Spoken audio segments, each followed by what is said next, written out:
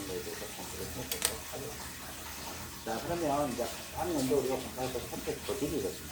이 조직 간단히 가볼게요. 협회 조직은 총회가 있어요. 총회가 있는데 총회, 아까 우리가 이제 사단법인이라고 공부를 한 것 같아요. 이 사단법인은 총회를 반드시 둬야 됩니다.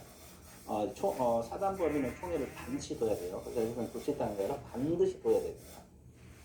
총회는 반드시 둬야 된다는 거 알아두셔야 되고, 그 다음에 협회는 주된 사무소, 지부지회 이런 게 있어요. 그래서 주사무소도 반드시 둬야 됩니다.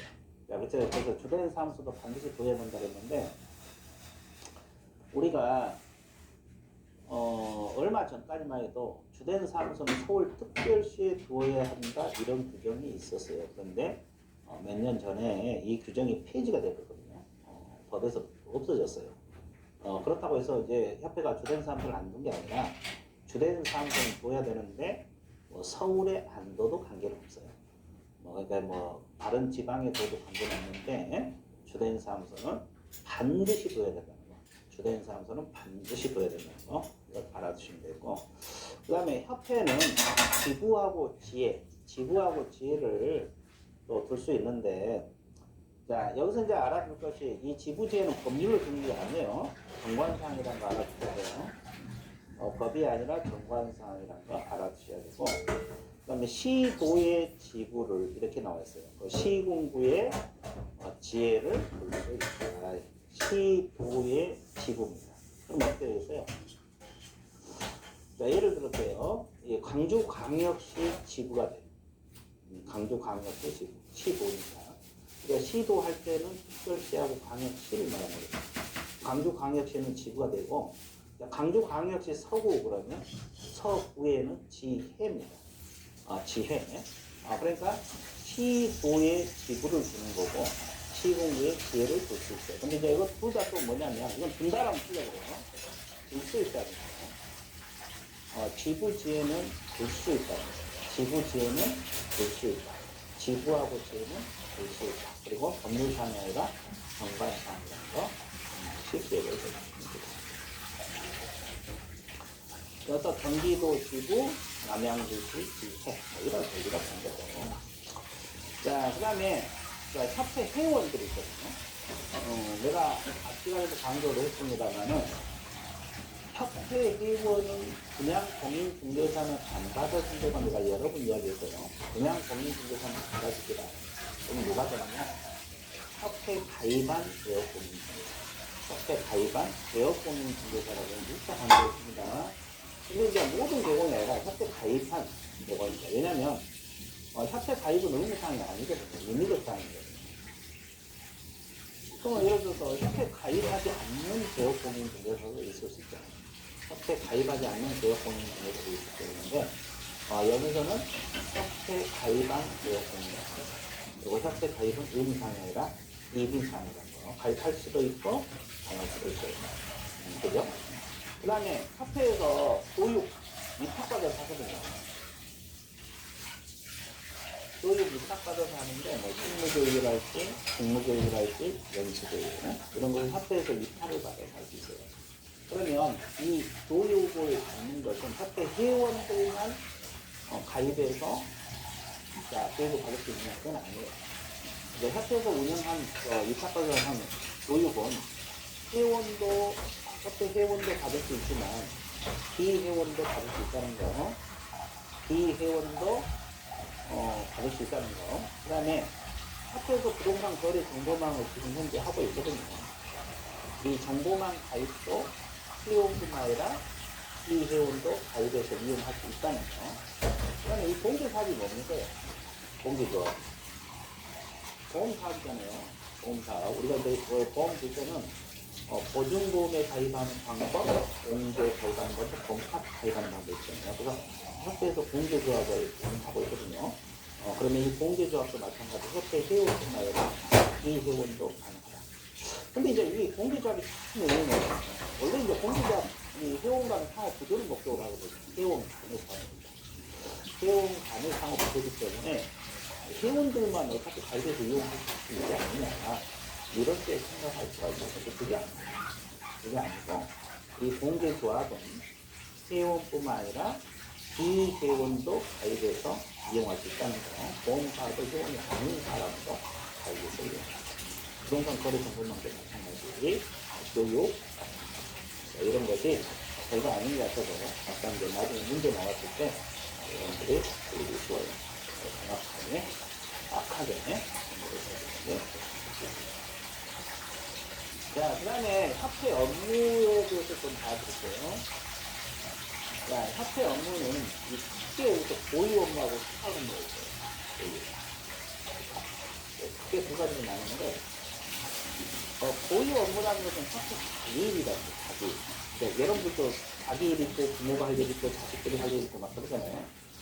화폐 자기일이 보유 업무고, 수탁 업무라는 것은 다른 기관으로부터 공인중개사가 위탁을 받아서 처리하는 수탁 업무예요.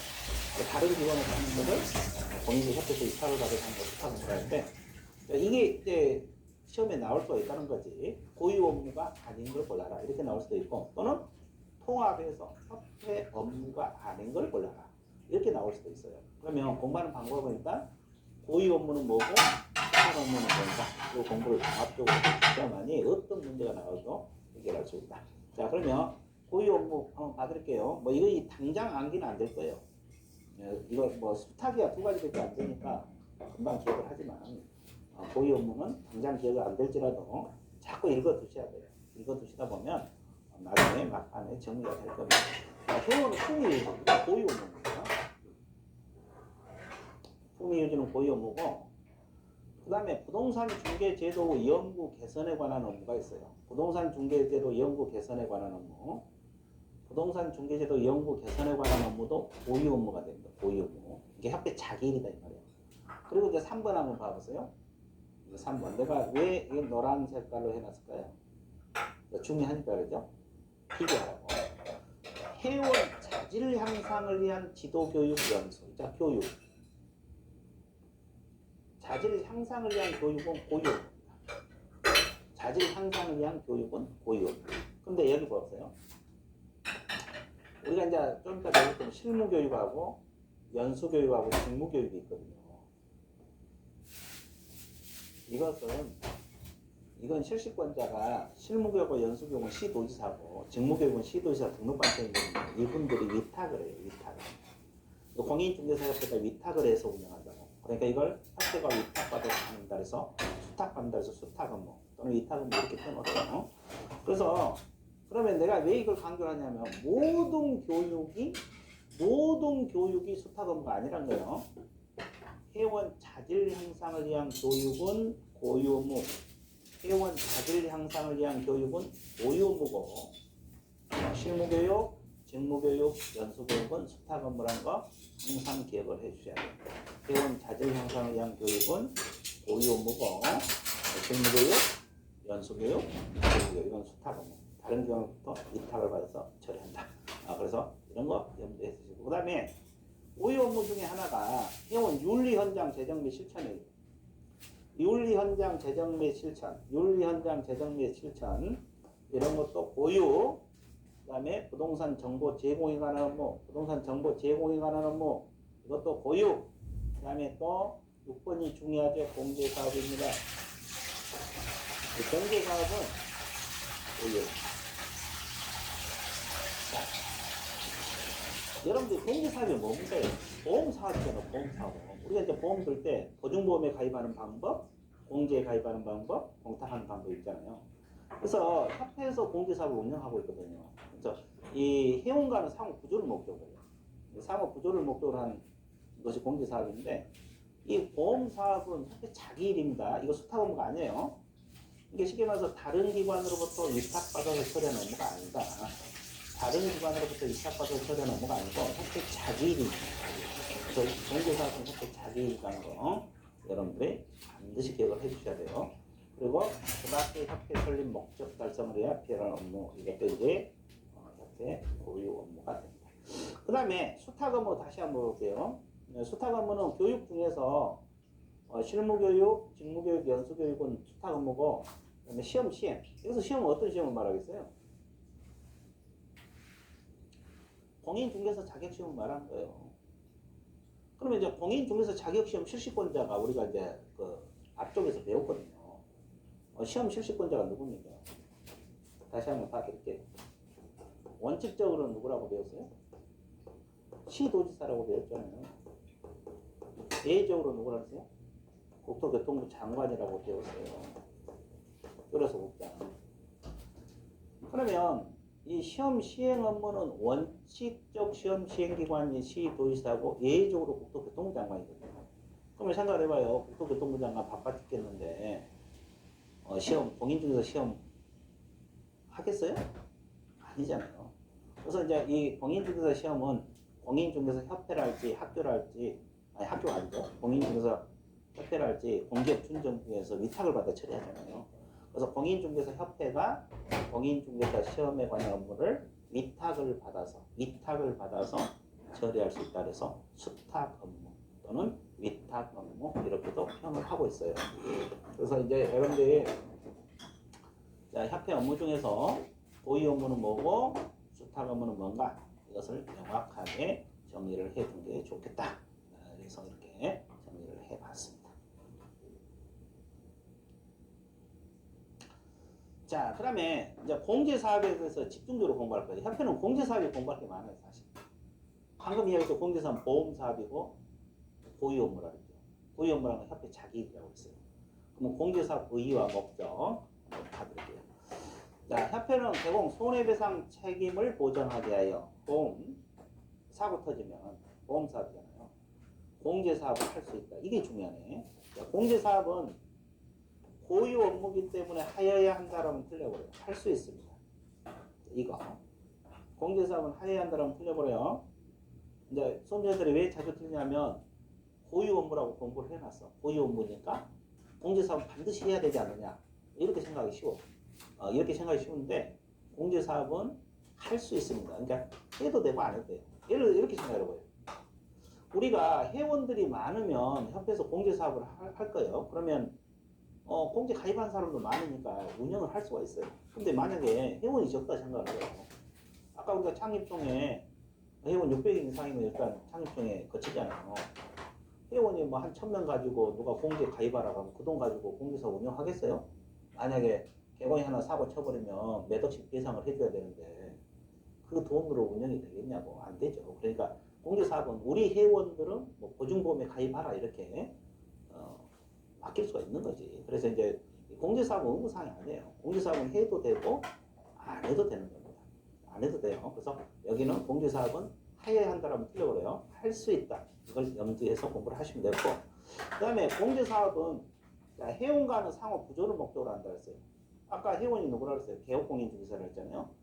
개공이 사고 터졌을 때 이제 공제료를 납부를 하잖아요. 이걸 모아놨다가 이제 여기서 이제 배상을 해주고 있거든요.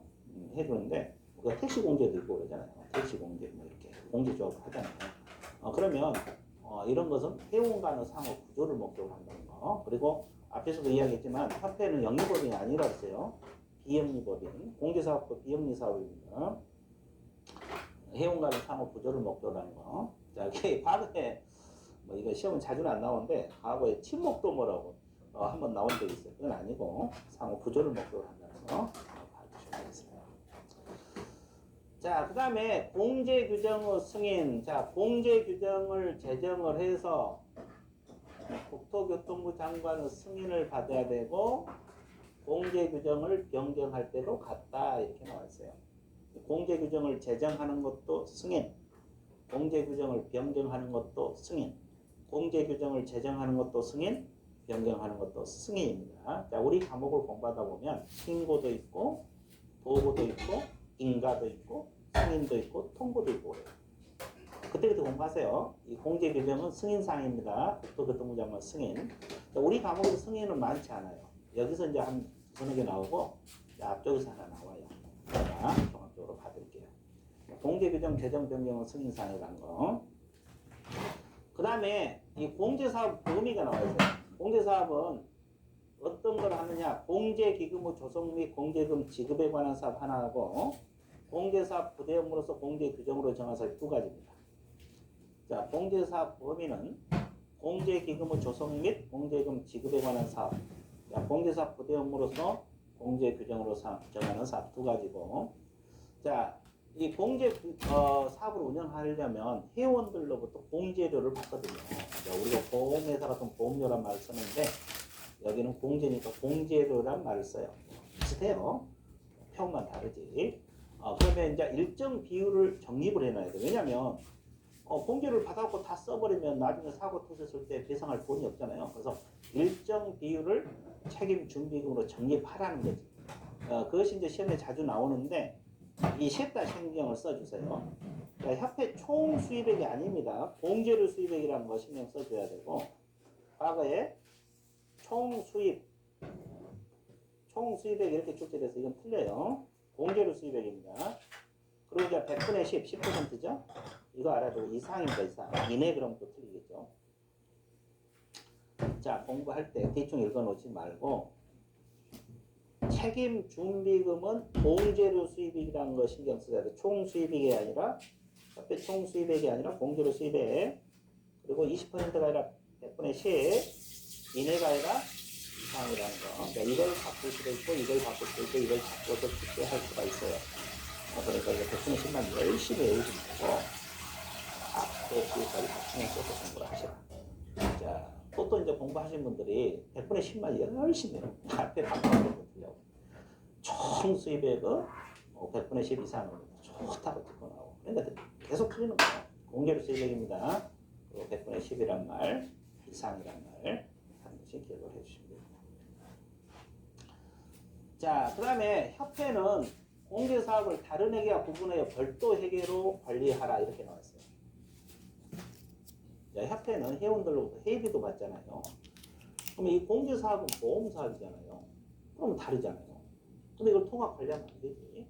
별도로 관리해야 되고, 그 다음에 책임 준비금을 다른 용도로 사용하고자 할 때는 국장은 승인이에요. 여기도 승인 나오죠? 그럼 아까 우리가 뭘 배웠어요?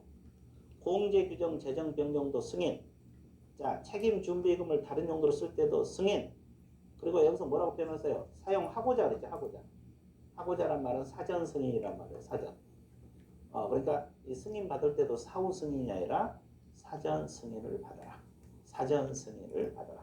그래서 이제 우리가 또 그리고 승인사항이 어디가 나오냐면 앞에 우리가 거래 정보망에서 나와요. 거래 정보망 운영 규정을 정해서 승인 받잖아요. 운영 규정을 정해서 국토교통부장관 승인을 받잖아요. 자, 이런 겁니다. 자, 그래서 여러분들 알아두시면 되고, 그 다음에 공제사업 운영 실적 공시. 협회는 공제사업 운영 실적을 매 회계년도 종료 3개월 이내 자, 일간신문 협회부에 공시하고 협회 인터넷 홈페이지에 게시하라 그랬어요. 자, 이것도 알아두셔야 돼요. 운영 실적은 매 회계년도 종료 3개월 이내 하게 된다는 거. 자, 그래서 알아두시면 되고, 이 기간. 그리고 이제 뭐 이런 것은 상식으로 읽어주세요. 뭐 그렇게 중요한 건 아니에요.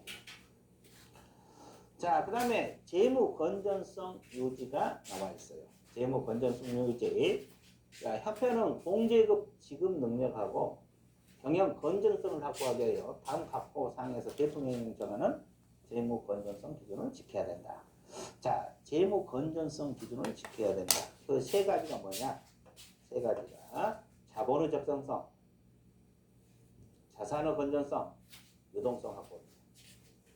자, 협회는 공제금 지급 능력하고 경영 건전성을 확보하기 위해서 재무 건전성 기준을 지키려 하는데 그 세 가지가 자본의 적정성, 자산의 건전성, 유동성 이 세 가지 재무 건전성 기준을 지켜야 된다. 이거 알아두셔야 되고, 그 다음에 이제 공제사업부 조사 검사가 나와 있어요. 공제사업 조사 검사가 나와 있는데, 자, 금융위원회 설치된 걸 한번 했더니 금융감독원원장. 야, 여기 중요하네. 봐보세요. 금융감독원원장이 중요합니다. 자, 누구 요청이 있을 때, 국토교통부 장관의 요청이 있을 때 하는 거예요. 공제사업에 대해서 조사 검사할 수 있다. 이렇게 했어요. 자,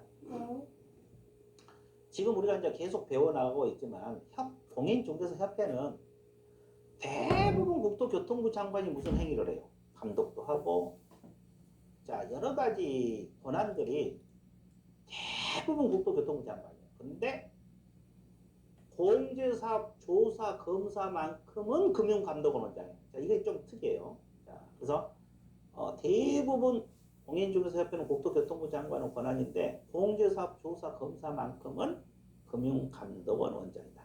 물론 이때도 국토교통부 장관의 요청이 있을 때만 하게 됩니다. 이걸 다시 한번 상기시켜 주시고요. 자, 그 다음에 공제사업 운영 개선명령 관련 나와 있는데, 자, 다 국장 권한이잖아요. 협회는 대부분 국토교통부 장관이라고 그랬어요. 자, 국토교통부 장관은 협회 공제사업 운영상이 적정하지 아니하거나 자산 상황이 불량하여 중대사고 피해자 공제가적 권익을 해칠 우려가 있다. 그러면 다음 조치를 명할 수 있다. 개선 명령을 할 수 있다 이 말이에요. 그러면 이 개선 명령권자가 누구냐? 국토교통부 장관이란 소리예요. 그래서 이 개선 명령 사항이 좀 6가지나 되는데 좀 외우기 힘들겠죠. 이것이 이제 25회 때 29회 두 번 출제가 됐어요. 25회 공인중개사, 29회 공인중개사. 이제 여러분들은 32회인데, 32회인데, 이 개선 명령 사항이 안 나올 것 같은데 이게 나왔어요. 두 번이나 출제가 됐죠, 최근에. 그래서 이제 이걸 머릿속에 넣어야 되는데, 6가지를 어떻게 넣을까? 일단 이렇게 공부해 보세요. 내가 이제 노란 색깔로 넣어놨잖아요. 첫 번째가 업무 집행 방법의 변경입니다. 변경 동그라미 치세요. 자산 애탁 기관의 변경입니다. 변경 동그라미 치시고, 자산 장부 가격의 변경입니다. 변경 동그라미 치시고, 자, 불건전한 자산에 대한 적립금 보유입니다. 보유 동그라미 치시고, 가치가 없다고 인정되는 자산의 손실 처리입니다. 자, 이거 손실 처리. 그리고 그 밖에 이 법 공정위를 준수하지 아니하여 공제사업 건전성을 해야 할 우려가 있는 경우 개선 명령입니다. 쉽게 말해서 그 밖의 개선 명령입니다. 자, 이렇게 개선 명령 관련 다음 조치사항이 두 번이나 출제가 됐는데 아닌 걸 골라라 이렇게 출제가 됐어요. 어차피 이제 지금 우리는 시험이 현재는 지금 오지선다 객관식으로 출제가 되고 있잖아요. 그러니까 이것을 이렇게 해보세요. 변경이 3가지잖아요. 변경. 자, 그 다음에 보유, 손실 처리 이렇게 한개 해보세요. 이렇게 해놔도 뭐 문제 푸는 데는 크게 지장이 없을 거예요. 그리고 이제 그 밖에 개선 명령이 이렇게 있는데 일단은 변경, 보유, 손실 처리 이렇게 머릿속에 넣어주세요. 그리고 이제 이 권한은 국토교통부 장관이란 거 개선 명령 조치, 변경, 보유, 손실 처리 이렇게 공부하세요. 변경, 보유, 손실 처리 이렇게 머릿속에 넣어 놓으시면 문제 푸는 데는 그렇게 지장이 없을 거예요. 변경. 그리고 이제 이런 걸 한 번씩 읽어두시면 돼요. 업무 집행 방법 변경, 자산 애탁 기관의 변경, 자산 장부 가격의 변경 이런 거. 그리고 불건전한 자산에 대한 손실, 적립금 보유. 그리고 가치가 없다고 인정된 자산의 손실 처리 이렇게 한번 읽어두시고 변경, 보유, 손실 처리 이렇게 암기해 놓으시면 문제 푸는데 크게 지장은 없을 겁니다. 자, 임원에 대한 제재 볼게요. 여기도 국장 권한이잖아요. 그래서 내가 조금 이야기했지만 조금 전에 협회 권한은 대부분 국토교통부 장관의 권한이에요. 근데 아까 공제사업 조사 검사는 금융감독원 원장이라고 했어요. 자, 국토교통부 장관은 협회 임원이 다음 각호 어느 하나에 해당하여 공제사업을 건전하게 운영하지 못할 우려가 있다. 그 임원에 대한 징계 해임을 요구하거나 이 질문. 자, 임원에 대한 징계 해임을 요구하나 시정을 명할 수 있다. 시정하도록 명할 수 있다. 자, 임원에 대한 징계 해임 요구권자도 국토교통부 장관. 그 다음에 시정명령권자도 국토교통부 장관. 이거 기억하시면 돼요. 이런 거 위반했을 때 이거 뭐 그렇게 중요한 거 아니니까 가볍게 읽어두시고 일단 임원에 대한 징계 해임 요구권자도 국토교통부 장관. 시정명령권자도 국토교통부 장관.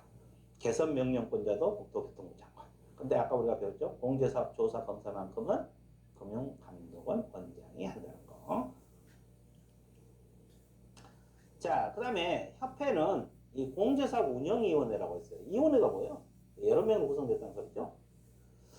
우리가 저기 앞쪽에서 공인중개사 정책심의위원회라고 배웠어요. 기억나나 모르겠네요. 여러분들. 공인중개사 정책심의위원회를 배웠고 자, 여기 협회에서 공제사업 운영위원회를 배웁니다.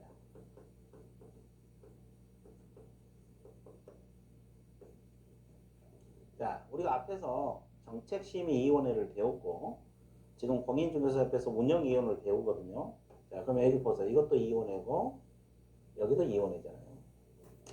그래서 우리가 앞에서 배웠던 내용하고 여기서 배운 내용하고 공통된 것도 있고 차이점도 있고 그래요. 비슷비슷하면서도 또 차이점이 있고 또 차이점이 있으면서도 비슷한 내용들이 많아. 그래서 어차피 여러분들이 시험 봐야 되려면 그걸 다 비교를 해야 돼요. 비교를 해서 공부를 해야 되는데 나중에 요약집하고 그럴 때 이렇게 비교해서 해드릴 겁니다. 비교해서 해드릴 거고 오늘은 따로따로 공부를 하는데 항상 공부할 때는 머릿속에서라도 비교를 자꾸 하는 연습을 드려야 돼요. 머릿속에라도. 그러니까 이거 공부할 때도 정책심의위원회 생각을 해보고 자, 앞쪽 정책심의 공부할 때 공사 운영위원회 생각을 하면서 공부를 하시라고. 저는 항상 그렇게 강의를 하고 있고 강조를 하고 있거든요. 그걸 안 하면 비슷비슷해갖고 나중에 못 잡아내. 문제 풀면 이것이 저것이 여고 맨날 헷갈린다고 그러죠. 헷갈리고 공부하니까 헷갈린 거예요. 그래서 자꾸 연습을 해야 되는데 자, 지금 오늘은 이제 정책심의위원회는 이제 머릿속에서 생각하시고 나중에 요약 강의 할 때는 뭐 단서도 비교가 되겠지만 머릿속에 비교하시고 이거 오늘은 이거 위주로 공부할 건데 자, 공제사업에 관한 사항을 심의하기 위해서 이게 이제 핵심이에요. 자, 업무 집행을 감독하기 위하여 공인중개사 협회에다가 운영위원회를 둔다. 자, 이건 네 가지 한 줄이지만 이 네 가지를 기억하면서 공부를 해야지 답을 골라내요. 근데 이제 혼자 하시는 분들은 이거 한 줄 그냥 대충 읽고 나니까 이제 문제를 전혀 못 잡아나지. 이게 다 문제예요. 여기 의결이 아니에요, 의결. 우리가 이 공제사업은 심의입니다. 그리고 업무집행 감독, 협회 둔다. 근데 우리가 이 정책심의 같은 것은 국토교통부에 둘 수 있다고 배웠거든요. 협회가 아니라 국토교통부가 둔다가 아니라 둘 수 있다고 배웠어요. 근데 생각을 해보세요. 이쪽에서 공부할 때는 둘 수 있다고 열심히 외워놨고 여기서는 둔다고 열심히 외워놨고 여기도 심의가 있어요. 여기는 근데 감독이 없어요. 여기는 감독이 있잖아요. 그러니까 저쪽에서는 둘 수 있다고 열심히 외워놓고 여기는 둔다고 열심히 외워놨는데 문제 나오면 어디가 둘 수 있다는지 어디가 둔다는지 기억이 안 나요. 그러니까 이제 틀려나가는 거지. 그래서 항상 연습을 해야 되는데 이 공제사업 운영위원회는 심의, 감독, 협회 둔다. 자, 여기 국토교통부 그러면 틀려버리고 시도 그러면 틀려버리겠죠. 협회 둘 수 있다가 아니라 둔다. 이 노란색 글자가 시험 문제와 직결된다는 걸 여러분 염두해 주시고 한 줄이지만 정확하게 공부를 해야만이 답을 골라낼 수 있다는 겁니다. 그래서 이제 여러분들이 그런 걸 신경 써서 공부를 하셔야 돼요. 그리고 이제 운영위원회 구성, 이건 대통령령을 정합니다. 자, 볼게요. 자, 그러면 구성 임기 나왔죠. 운영위원회는 위원장과 부위원장 각각 한 명입니다. 자, 우리가 위원장도 한 명, 부위원장도 한 명, 두 대. 위원장, 부위원장, 위원 중에서 각각 호선한다 이렇게 나와 있어요. 근데 우리가 앞에서 정책심의위원회 위원장은 국토교통부 제1차관이라고 배웠을 거예요. 그리고 부위원장은 거기는 없었거든요. 거기는 부위원장 제도가 없어요. 근데 여기는 위원장하고 부위원장 다 있는데 이분들은 어떻게 되느냐? 위원 중에서 호선된다는 거. 위원 중에서 호선된다는 걸 여러분들 기억을 하셔야 돼요. 그리고 위원은 11명이 됩니다. 자, 이 법률 전문가, 회계 전문가, 금융전문가, 보험 전문가 이런 중에서 임명이 되는데 19명이라고. 근데 이제 우리가 앞에서 배울 때 정책심의위원회는 7명에서 11명이라고 기억나는가 모르겠네요. 그러면 위원장 한 명 포함해서 7명에서 11명이라고 공부했는데 이 운영위원회는 19명입니다. 19명 이내 위원으로 구성이 된다. 자, 이런 거 약간씩 좀 차이가 있죠. 그 다음에 위원회, 자, 임기는 2년입니다. 운영위원회 임기는 2년이고 1회 하나여 연임할 수 있다. 이것이 이제 앞에 정책팀하고 차이점. 앞에서도 2년이고 보궐위원회는 전임자 임기 나오고 이건 다 똑같아요. 근데 이제 연임한다는 것이 1회 하나 연임한다는 것이 정책심의위원회는 없고 공개사업 운영위원회에서 나온다는 거 여러분들이 기억을 해주시면 되겠습니다. 자, 운영위원회 운영. 자, 운영위원회 위원장은 회의를 소집하고 의장이 된다. 뭐 이건 당연한 소리죠. 그리고 부위원장은 위원장을 보좌한다. 이것도 당연한데 이게 중요해요. 위원장이 부득이한 사유로 직무를 수행할 수 없을 때는 그 직무를 대행한다. 누가 대행하느냐? 부위원장이 대행한다. 자, 보세요. 위원장이 부득이한 사유로 직무를 대행할 수 없어. 그럼 부위원장이 위원장 직무를 대행한다. 근데 우리가 저기 앞에서 정책심의위원회 같은 경우는 위원장이 직무를 수행할 수 없잖아요. 근데 위원장이 지명한 위원이 직무를 대행한다. 그래서 위원장이 지명한 위원. 왜 그러겠어요? 거기는 부위원장 자체가 없어. 그러니까 위원장이 지명한 위원이 대행하는 거고. 여기는 이제 부위원장 제도가 있잖아요. 그러니까 위원장 직무를 부위원장이 대행을 하는 거지. 그리고 이제 3번도 간혹가다 출제가 되는데 이거 운영위원회 회의는 제적 과반수 출석으로 개의합니다. 그리고 출석이용 과반수 찬성으로 과반수. 자, 개의는 제적위원입니다. 개의하는 것은 제적위원, 의결하는 것은 출석위원. 자, 이것도 신경 쓰셔야 되고 과반수란 거 알고 있어야 되고. 그 다음에 운영위원회 사무를 처리하기 위해 간사서기를 둘 때 간사서기는 위원장이 임명한다는 거. 위원장이 아까 누구라 했어요? 위원 중에서 호선된 사람 이분들이 간사서기를 임명합니다. 그다음에 간사는 회의 때마다 회의록 작성하여 다음 회에 보고하고 이를 보관한다 그랬고. 자, 6번 중요하죠. 6번 중요합니다. 위에서 규정된 사항에 운영위가 필요한 사항은 운영위원회 심의를 거쳐서 위원장이 정한다. 자, 공개사업 운영위원회 운영에 관한 사항 있잖아요. 이것은 심의사항입니다. 심의를 거쳐서 운영위원회 심의를 거쳐서 위원장이 정합니다. 그랬어요. 근데 우리가 앞에서 정책심의위원회 운영은 의결을 거쳐서 거기는 의결을 거쳐서 위원장이 정합니다. 공개사업 운영위원회는 의결이 아니라 심의를 거쳐서 위원장이 정한다. 약간씩 이렇게 차이점이 있다는 거. 그래서 이제 자꾸 연습을 하셔야 돼요. 그 다음에 협회 지도 감독이 나와 있잖아요. 협회 지도 감독이 나오는데, 자, 협회 감독 기관은 누구냐? 국장이에요, 국장. 근데 더 주의할 것은 지부 지회 있잖아요. 지부는 아까 시도, 지회는 등록관청이 든다 그랬잖아요. 이분에 대한 감독 기관도 국장이에요. 그러니까 이 협회는 협회, 즉 주사무소가 됐건 지부가 됐건 지회가 됐건 오로지 국토교통부 장관만이 감독을 할 수 있어요.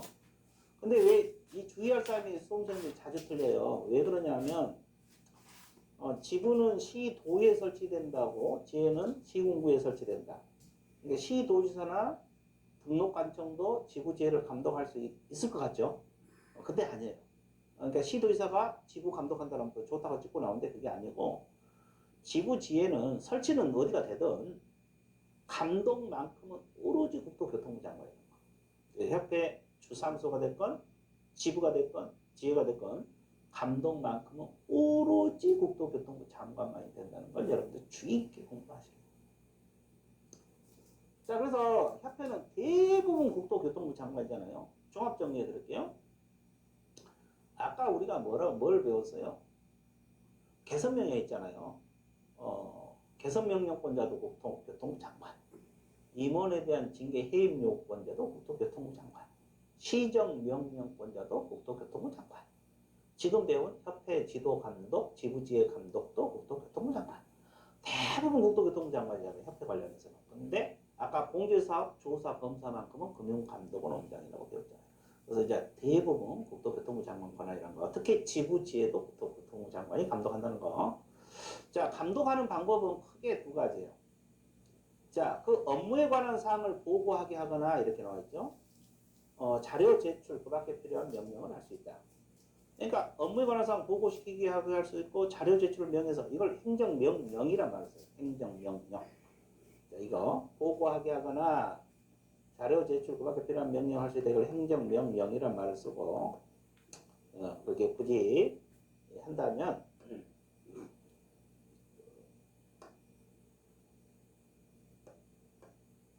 이걸 행정명령이란 말을 쓰거든요. 행정명령.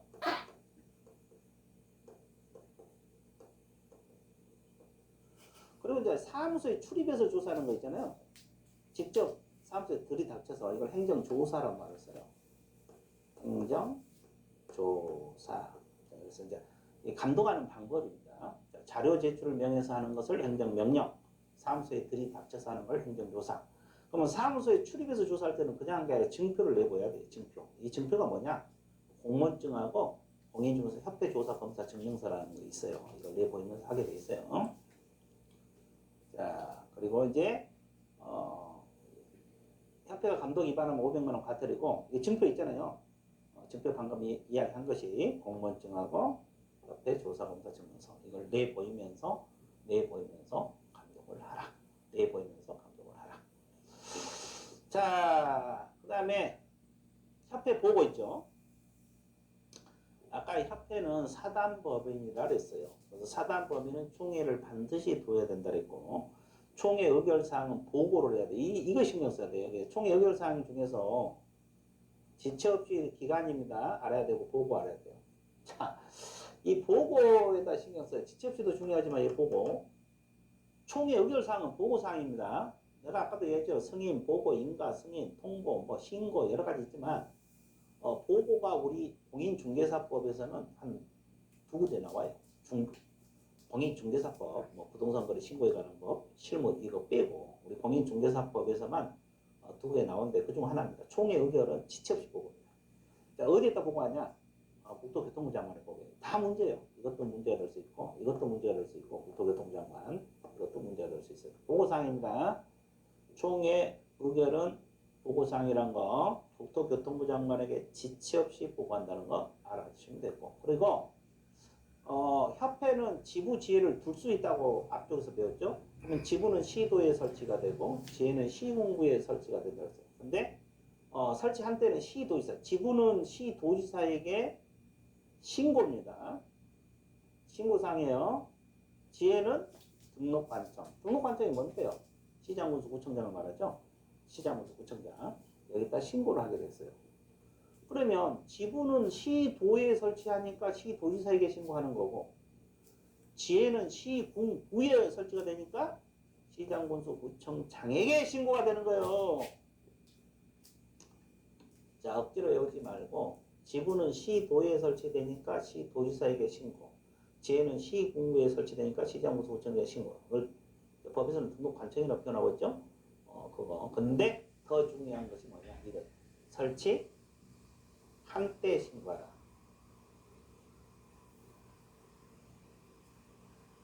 설치 한때 신고하라. 설치 한때 신고하라. 이 말은 사후 신고라는 거, 사후. 과거 이게 시험에 나왔는데 이게 사전 신고 그러면 틀려버려요. 한때랄 때는 할 때가 아니라 한때. 할 때가 아니라 한때. 그래서 사후 신고라고 보고 있어요. 사후 신고라고 보고 있습니다. 그래서 지부지회는 설치해놓고 나서 신고를 하라. 그리고 이제 6절 민법 규정의 준명이 나오는데 협회에 관해서 공인중개사 협회를 말하는 거죠. 이 법이 이제 공인중개사법, 우리 공인중개사법 규정된 거 외에는 민법 사단법인에 관한 규정을 준용한다. 이것도 시험에 여러 번 나왔는데 한 줄이잖아요. 한 줄 가지고 여러 번 나왔어요. 아까 우리가 뭐라고 배웠어요? 협회는 사단법인이라고 배웠어요. 재단법인이 아니라 그랬어요. 근데 여러분들 민법 총칙에 보면은, 여러분들 민법 총칙, 공인중개사 시험은 이제 총칙 중에서 법인에 대해서는 안 배울 거예요. 근데 협회 총칙 보면은 재단법인에 관한 법 규정들도 있고, 사단법인에 관한 법 규정도 있고, 조합에 관한 법 규정들이 있거든요. 그 중에서 민법 중에서 사단법인에 관한 규정을 준용한다 이 말이에요. 사단법인에 관한 규정을 적용한다 이 말이에요. 왜? 협회 성격이 사단법인입니다. 협회 성격이 사단법인이다. 근데 이제 과거 시험에 재단법인에 관한 규정을 준용한다. 틀렸죠? 조합에 관한 규정을 준용한다. 틀렸습니다. 협회 성격이 사단법인이기 때문에 민법 규정 중에서 사단법인에 관한 규정을 준용해서 쓰도록 되어 있습니다. 자, 그래서 이것을 여러분들이 알아두시면 되겠습니다. 자, 그래서 공인중개사 8장 파트, 공인중개사 협회, 이 협회 파트가 여기 공부하다 보면 그렇게 어려운 건 없어요, 사실. 어려운 건 없는데 수험생들이 의외로 자주 틀려. 이것은 이제 왜 그런 거 그랬더니 머릿속에 잘 기억이 안 된대. 협회에 대해서 뭐 생소한 것들이 많잖아요. 그래서 기억이 안 돼서 그러지 내용 자체는 어렵잖아요. 그래서 이제 여러분들 방법은 없어요. 자꾸 반복해서 보는 수밖에. 공부라는 게 그렇잖아요. 반복 학습, 반복 학습. 자, 그 정도 정리하고 이제 교육 파트, 부장 파트가 이제 교육하고 본칙 파트가 나와 있는데 여기서 이제 교육에 대해서 조금 봐드릴 건데 교육은 여러분들에게 실무 교육도 있고 직무 교육도 있고 연수 교육도 있어요. 세 가지를 또 예방 교육도 있고 실무 교육도 있고 연수 교육도 있고 직무 교육도 있고 예방 교육이 있어요. 하다 부동산 거래 사고가 많이 발생하니까 예방 교육도 있거든요. 이제 교육 이제 네 가지를 공부할 거예요. 근데 이제 이번 시간에는 일단 실무 교육과 연수 교육 두 가지를 할 겁니다. 이번 시간에는 두 가지 할 거고 다음 시간에 직무 교육부터 예방 교육 이렇게 또 보칙 이렇게 나갈 건데 실무 교육에 대해서 보도록 하겠습니다. 자, 이 실무 교육은 중개업 하기 전에 미리 받는 교육이라고 했습니다. 앞에서 잠깐 언급을 했어요. 우리가 앞에서. 왜냐면 앞에서 왜 언급을 했을 것 같아요? 중개사무소 개설 등록을 하기 위해서는 실무 교육을 받아야 된다고 했잖아요. 그래서 그때 언급을 한 거예요. 등록을 하기 위해서는 실무 교육을 받아야 되니까. 그럼 실무 교육이라는 건 중개업 하기 전에 미리 받는 교육이다. 중개업 하기 전에 미리 받는 교육이다. 그러니까 교육을 받아야 될 거 아니에요. 그래서 이제 우리가 이제 여기서는 이제 교육 파트에서는 구체적으로 공부하는 거예요. 그러면 실무교육 실시권자는 누구냐? 시도지사. 실무교육 실시권자는 시도지사다. 그러면 국토교통부 장관이나 등록관청은 실무교육 받지 않습니다. 아니, 실시권자가 아니에요. 받지 않는 게 아니라 실무교육 실시권자는 오로지 시도지사입니다. 그래서 국장이랄지 등록관청은 실시권자에 해당되지 않습니다. 그래서 실무교육 실시권자는 오로지 시도지사만 된다는 거. 자, 그 다음에 이 실무교육 대상자가 중요합니다. 이 대상자는 반드시 기억을 해야 되는데 네 가지가 있죠. 중개사무소 개설 등록을 신청하려고 하는 사람. 자, 우리가 30일에 합격하신 분들 이분들도 중개업을 하려면 실무교육을 받아야 돼. 사장 되려고 하려면. 그러니까 개설 등록을 신청하려고 하는 사람은 미리 실무교육을 받아야 되고 그리고 이제 법인 있잖아요. 법인. 이 법인은 사원, 임원, 전원이 받아야 돼. 전원. 자, 복습할 테니까 기억난가 보세요. 우리가 사원은 합자 한 명 회사의 무한 책임 사원이라고 있어요. 일반 사원이 아니고 한 명 회사, 합자 회사 무한 책임 사원만이 여기서 사원이라고. 임원이라는 것은 주식회사, 유한회사, 이사, 감사라고 내가 분명히 이야기했습니다. 이분들 자격증이 있든 없든 중개업에 종사하든 안 하든 임원이나 사원으로 등록된 사람은 무조건 전부 다 실무교육을 받으라. 앞에서 언급했습니다. 이분도 받아야 되거든요. 법인은 분사하면서 낼 수 있잖아요. 분사하면서 책임자가 또 실무교육 받아야 돼요. 법인은 분사함수를 낼 수 있잖아요. 근데 분사함수 책임자가 실무교육을 받아야 되고 그리고 소속공인중개사도 실무교육 받는 거예요. 소공이 뭐예요? 자격증 가지고 취업하려고 하는 사람이잖아요. 줄여서 소공. 자격증 가지고 취업하려고 하는 사람도 실무교육을 받아야 돼요.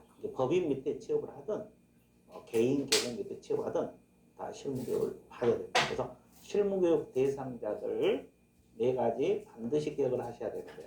등록 신청하려고 하는 사람, 법인의 사원님은 사무소 책임자, 소속공인중개사. 이거 실시권자는 시도지사고 대상자가 이분들이다. 그 다음에 실무교육 내용 시간에서 공부할 건데 실무교육은 직무 수행에 필요한 법률 지식 습득을 주 내용으로 해요. 이거 반드시 기억을 하세요. 이거 하나는 기억을 하세요. 자, 방금 내가 얘기했잖아. 실무교육은 미리 받는 교육이라고 했잖아요. 그러니까 직무 수행에 필요한 법률 지식 습득을 교육시켜요. 그리고 이제 그 외에 부동산 중개 및 경영실무도 교육시키고 직업윤리도 교육시켜요. 근데 어차피 경영실무나 직업윤리 있잖아요. 이런 것은 다른 교육하고도 중첩되는 내용들이에요. 그러니까 여기서 실무교육은 이거 하나는 반드시 기억을 해주시면 돼요. 법률지식 습득. 그리고 시간은 28시간 이상 32시간 일하는 거. 28시간 이상 32시간 일하는 거. 자, 이렇게 교육시간 공부를 했고요. 자, 실무교육 시기. 그러면 실무교육은 언제 받아야 되느냐? 등록 신청일 전 1년 이내를 기준으로 하면 돼요. 그러죠? 그러니까 너무 빨리 받으면 또 받아야 돼. 그러니까 나는 한 3년 후에 개업할 테니까 친구가 실무교육 받으러 가니까 같이 간다. 그건 아니지. 왜? 등록 신청일 전을 기준해서 1년 이내 받아야 되잖아요. 그러니까 너무 빨리 받으면 또 받아야 된다는 거죠. 그리고 분사무소는 분사무소 설치 신고일 전 1년 이내 받아야 돼요.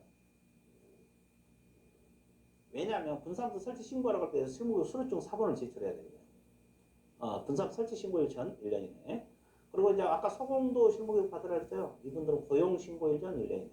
다 1년이야. 다 1년인데 여기는 등록 신청일 전, 분사무소 설치 신고일 전, 고용 신고일 전 시점을 좀 알아두시면 되고요.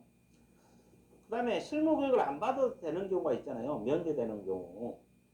자, 한번 볼게요. 개공으로서 폐업 신고 1년 이내 개설 등록을 하는 경우, 또 1년 이내에 소공으로 고용 신고를 생각을 해보세요. 중개업을 억지로 외우지 말고 중개업을 하다가 폐업을 하는 거잖아요. 그럼 중개업을 하다 폐업을 했잖아요. 그럼 1년 이내 다시 등록할 수도 있고 다른 데 취업할 수도 있잖아요. 소공으로. 그러면 실무교육 안 받습니다. 왜냐하면 지금 실무교육은 중개업하고 폐업하고 1년 이내란 말은 아직까지 감이 살아있다는 거지. 중개업을 하다가 만든 거니까. 그러니까 굳이 1년 이내까지 받을 필요 없다. 그러면 1년 지나면 받아야 된다는 결론이 나오죠. 그렇죠? 그 다음에 소속공인중개사라서 고용관계 종료 시 1년 이내 개설 등록하려는 경우하고 1년 이내 고용 신고하려는 이런 경우도 안 받습니다. 자, 그래서 모든 게 1년을 기준하고 있다는 거 알고 있으면 되겠습니다. 자, 그 다음에 연수교육이 있잖아요. 이 연수교육은 재교육이라고 생각하시면 돼요. 재교육이다 생각하면 되는데 이 연수교육은 재교육이라고 생각하시면 돼요.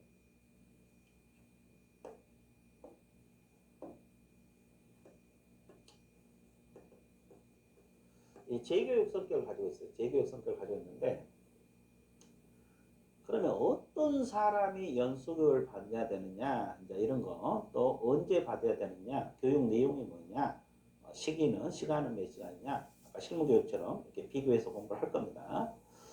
자, 이 연수교육은 실무교육을 받은 개공, 소공은 실무교육 받은 2년마다 시도지사가 실시하는 연수교육을 받아야 한다. 이건 이제 법 조항이고, 이걸 하나씩 분석을 해 놓은 거에 밑에 쭉 분석을 해 놨어요.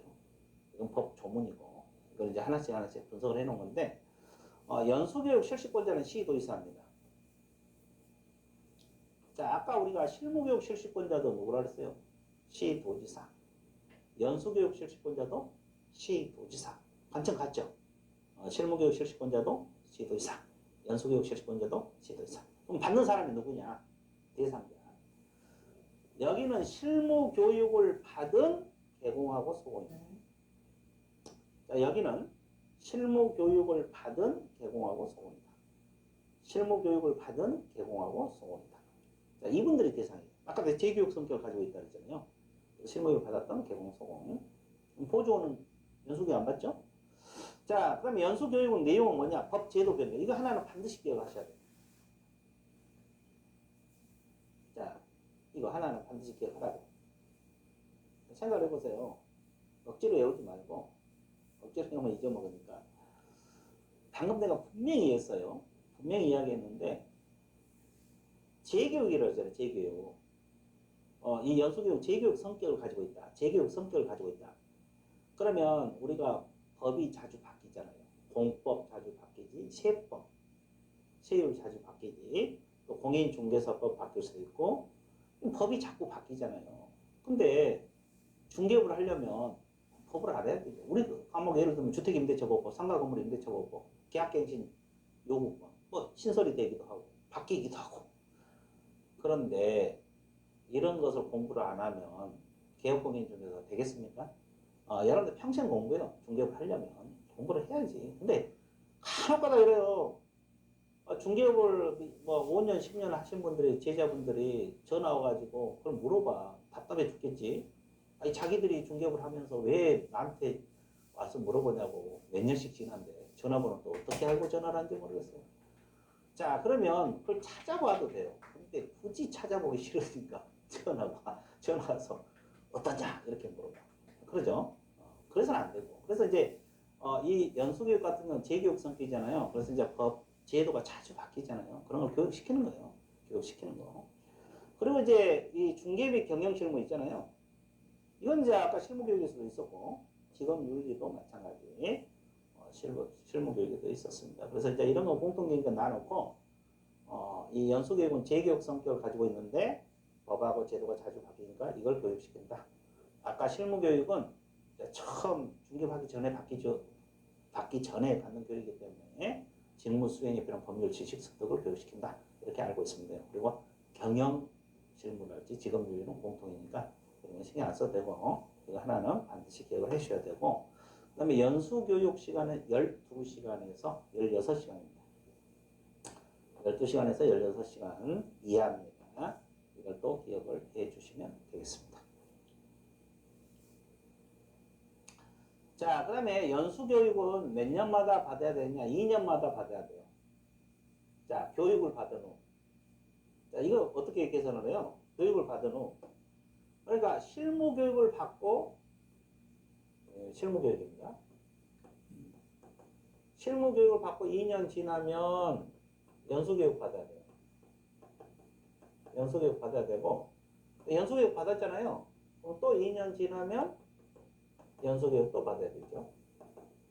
그 다음에 또 2년 지나면 연수교육 또 받아야 되겠죠? 이렇게 들어가는 거예요. 그러니까 실무교육 받고 2년 지나면, 자, 연수교육. 또 2년마다 받아야 되니까, 연수교육. 이렇게 들어가는 거지. 그러니까 2년마다 계속 교육을 받아라. 왜? 법하고 제도가 자주 바뀌거든요. 바뀌면 공부를 하셔야지. 공부를 하셔야지. 그러니까, 이 중개비 종사하시는 분들이 공부를 안 하니까 법이 바뀐지를 몰라요. 법이 바뀐지 모르니까 이제 중개를 하다 보면 의뢰인들이 또 알아가지고 그때서 이제 의뢰인들이 이야기하니까 또 나한테 또 전화 와서 물어보시는 분도 계시고, 여러분들 계신데 자꾸 공부를 하셔야 됩니다. 자, 그 다음에, 자, 그러면 언제 받아야 되냐? 자, 시도의사는 통지를 해줘요. 연수교육은. 자, 언제 교육할까 사전 통지를 해줄 건데, 연수교육을 실시하려는 거 실무교육 연수교육을 받은 후 2년이 돼 2개월 전까지. 왜냐면 2년마다 받아야 되니까 2개월 전까지 교육 일시, 몇 월 며칠 날, 교육 장소, 마포구청에서 교육 내용, 개정세법에 대해서 강의할 테니까 빨리 받아라. 이렇게 통지를 해준다고. 통지를 해줘요. 여기는 통지만 있어요. 공고한다는 말은 없어요. 신문이나 공고한다 그러면 틀려버려요. 여기는 공고한다는 말이 없습니다. 이제 내가 이걸 알아야 되거든요. 왜냐면 저 뒤에 예방교육에서는 공부한다는 말이 있어요. 근데 연수교육은 통지만 있어. 통지만 해주지 신문이나 공부한다는 말은 없습니다. 그리고 이제 2년이 되기 2개월 전까지. 왜냐면 2년마다 받아야 되니까 최소한 2개월 전까지 교육 일시, 몇 월 며칠 날, 교육 장소, 마포구청에서 교육 내용, 개정세법에 대해서 강의할 테니까 빨리 와서 받아라. 이렇게 통지를 해준다고. 근데 여기는 공고하거나 통지가 아니라 오로지 통지만, 연수교육 오로지 통지만 있다는 것도 신경 써 주셔야 됩니다. 그리고 제재. 그러면 연수교육을 안 받으면 어떤 제재냐? 500만 원에 과태료 들어가요.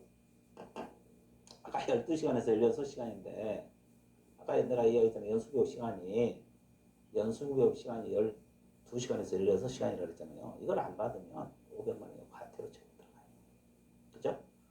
그래서 이런 이런 내용을 여러분들이 알고 계시면 돼요. 근데 아까 그러면 다시 복습할게요. 실무교육을 안 받으면 어떤 제재 들어가겠어요? 실무교육. 아까 우리가 실무교육 제재 안 하고 넘어왔네? 왜? 없어. 실무교육을 안 받으면 등록이 안 된다 할지, 고용이 안 된다, 고용 신고가 안 된다 할지, 이렇게 들어가겠죠. 그러니까 거기는 제재가 없는 거예요. 근데 연수교육은 제재가 있어요. 연수교육을 안 받으면 500만 원의 과태료 사유고, 실무교육 안 받으면 뭐 등록이 안 된다 할지, 분사무 설치 신고가 안 된다 할지, 고용 신고가 안 되겠죠. 그런 걸 알고 있으면 돼요. 그래서 이제 연수교육은 안 받으면 500만 원 과태료 사유라는 거 여러분들이 반드시 기억을 해주시면 좋겠다. 자, 그래서 이번 시간에는 이렇게 해서 협회, 공인중개사 협회 관련 내용하고 교육 일부 실무교육과 연수교에 대해서 공부를 해봤습니다. 자, 오늘 내용 집에 가서 좀 복습 좀 하시고 잘 정리해 주시기 바랍니다. 자, 네, 수고하셨습니다.